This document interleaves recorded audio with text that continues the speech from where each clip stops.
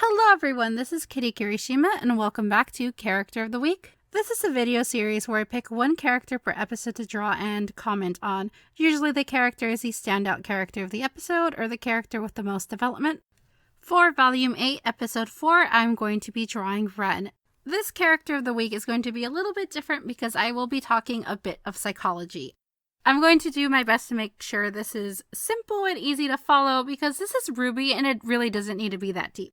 So, there's a lot going on with Ren right now. He is in an extremely codependent relationship. There's some toxic masculinity kicking his butt right now. And he has a traumatic past that we're all aware of that is definitely affecting him right now. Just to get this topic out of the way, I'm going to be addressing Ren and Nora's relationship first. Ren and Nora have been hinted at being in a somewhat codependent relationship. While it might sound romantic and beautiful for two people to be each other's world, that is extremely unhealthy. You cannot rely on one person to meet all of your social needs.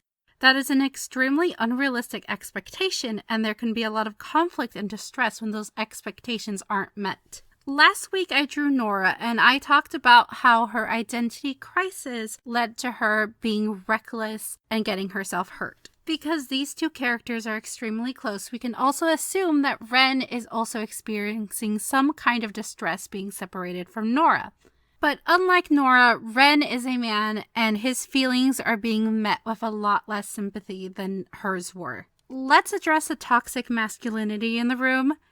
Toxic masculinity, for those that don't know, is a societal tendency to favor traditional masculine traits such as aggression and self-reliance. There's a lot more stuff to it than that, but let's stick with this definition for now. Toxic masculinity not only affects women, but is also harmful to men as well. One facet of toxic masculinity is repression, where men are unable to express legitimate feelings due to stigma. Essentially, this is the real men don't cry mentality.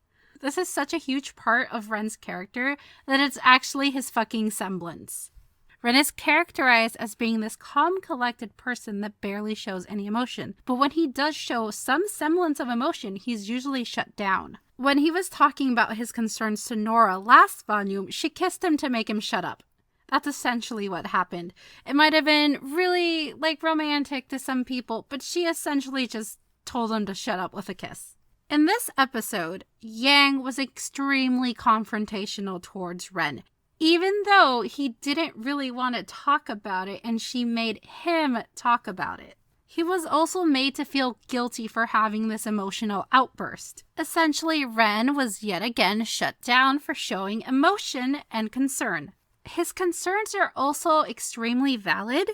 RWBY is too young. In fact, they all are. And they just lost two allies that have experience and expertise beyond their years. They have made mistakes, and there's nothing wrong in admitting it. Humans make mistakes. Ren's childhood trauma also plays a huge part in this. He knows what stakes are at play. He has been in situations where people have died and entire settlements have been destroyed. He knows what it's like to lose everything. And it makes sense that he's the one experiencing the most distress, considering he just had to abandon Oscar to save Yang and Jean. That must have been extremely difficult for him. That perceived failure might actually also be feeding into his imposter syndrome, which I'm not going to go into because this video is long enough already. And I have full confidence that almost everyone in this fandom knows what that is. I've seen people discuss it, so I don't really feel like I need to go into it.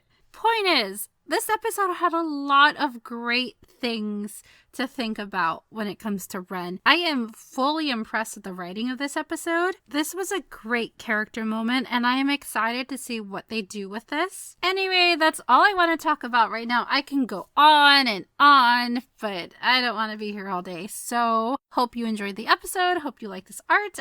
Follow me on Twitter if you want to, and bye-bye!